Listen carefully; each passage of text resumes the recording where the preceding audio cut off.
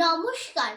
সময় হারা লিখেছেন কবিগুরু রবীন্দ্রনাথ ঠাকুর।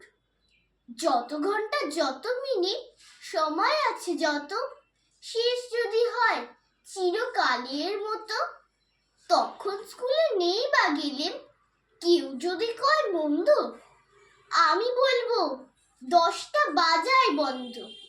তাধিন তাধিন তাধিন, শুইনে বলে রাগিস যদি, আমি বলবো তোরে, রাত না হলে রাত হবে কি করে?